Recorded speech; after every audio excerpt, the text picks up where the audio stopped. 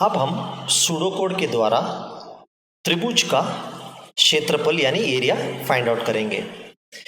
तो area find out करने के लिए हम area of a triangle find out करने के लिए हम हीरोन्स फॉर्मूला यूज करेंगे।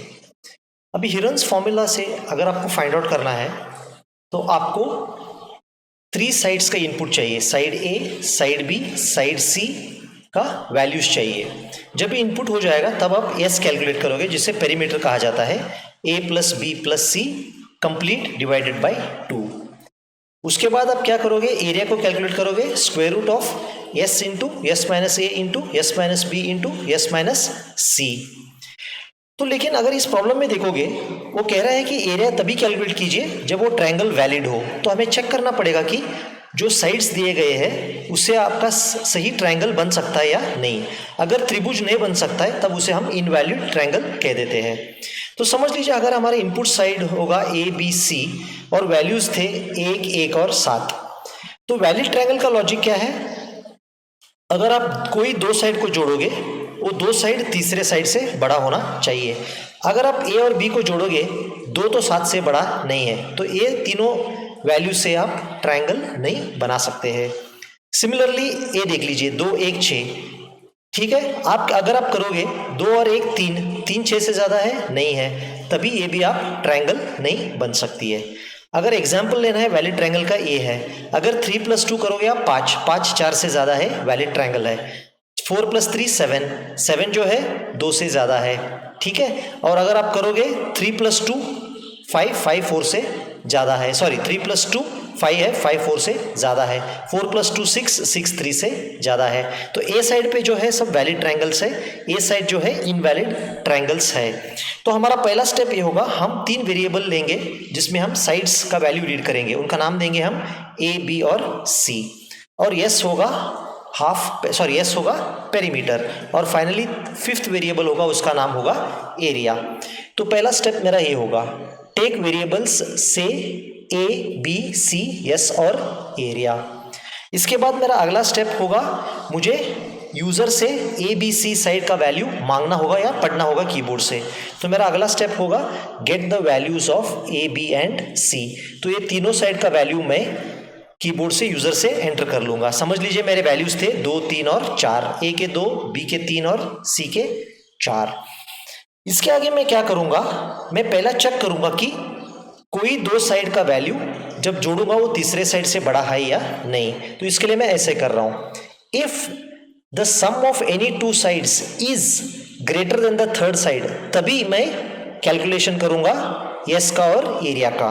तो समझ लीजिए ये कंडीशन ट्रू है, यानी ऐसा इनपुट दिया गया है 2, 3, 4, तब ये इफ कंडीशन ट्रू होगा या सत्य होगा।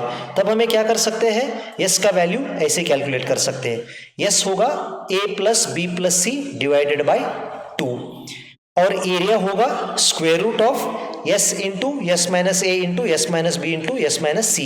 क्योंकि ये सूडो कोड है, मैं बिल्कुल आम भाषा में अंग्रेजी भाषा में लिख रहा हूँ, आप चाहे तो हिंदी में भी इसको लिख सकते हैं। उसके बाद हम एरिया का वैल्यू स्क्रीन पे बता देंगे। ये जो ब्लॉक है, ये जो फ्लावर ब्रेस है, आपको ये इफ से जुड़ा हुआ है।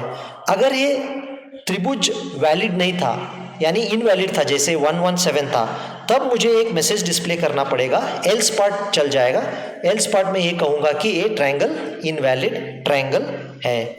तो ये था लॉजिक फाइंड आउट करने के लिए हीरोन्स फॉर्मूला यूज करके कि क्या एक दिया हुआ त्रिभुज के 3 क्षेत्र त्रिभुज बना सकते हैं। अगर वो वैलिड है तब उनका एरिया फाइंड आउट करना, नहीं तो इनवैलिड ट्रायंगल करके डिस्प्ले करना है। चलो हम इसका कोशिश कर लेंगे।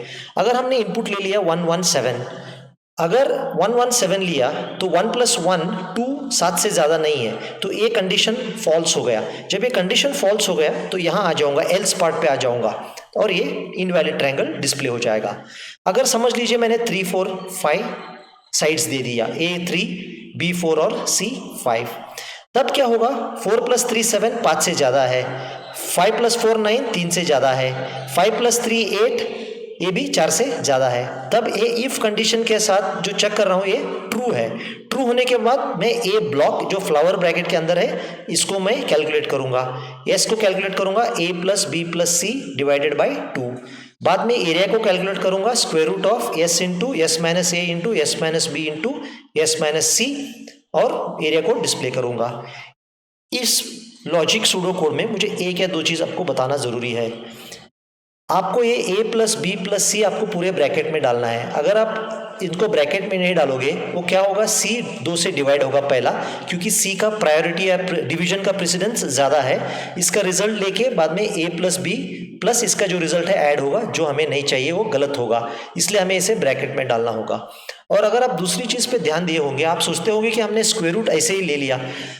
आजकल हर मॉडर्न प्रोग्रामिंग लैंग्वेज में लाइब्रेरी फंक्शंस होते हैं। लाइब्रेरी फंक्शंस का मतलब है जो कंपाइलर के साथ थोड़ी बहुत कोड आ जाती है, उस कोड को द्वारा हमें उस कोड को लिखना नहीं पड़ता। फॉर एग्जांपल अगर मैं कहूँ SQRT ऑफ 144, ठीक है, तो क्या करेगा, इसके अंदर जो कोड होगा ये 144 यहाँ चला जाएगा और आउटपुट आएगा 12। तो ये स्क्वायर रूट जो है इसे लाइब्रेरी फंक्शन कहते हैं, या कंपाइलर के साथ जो कोड लिखा है, जैसे हमने कोड लिखा है, जिन्होंने कंपाइलर बनाया उसके साथ उन्होंने कोड प्रोवाइड किया, वो कोड से हमें स्क्वायर रूट कैलकुलेट कर सकते हैं। इसका फ़ायदा ये है कि हमें ये स्क्वायर रूट का लॉजिक लिखना नहीं पड़ेगा और ज़रूरी नहीं है। तो लाइब्रेरी फंक्शन में ऐसी चीज़ होते हैं जो आम तरीके से रेगुलरली यूज़ हो जाते हैं, वैसे चीज़ों को लाइब्रेरी में प्रोवाइड किया जाता है। जैसे स्क्वायर रूट है, हम यूज़ करके उसी के द्वारा हम स्क्वायर रूट फाइंड आउट करके स्क्वायर रूट कैलकुलेट करके एरिया में कॉपी कर देते हैं और फाइनली एरिया को डिस्प्ले कर देते हैं। तो ये था pseudo code to determine if an input sides of a triangle valid है या नहीं। अगर वो वैलिड है उसके बाद त्रिभुज से हम हिरन्स फॉर्मूला यूज़ करके हम त्रिभुज का एरिया फाइंड आउट कर रहे हैं।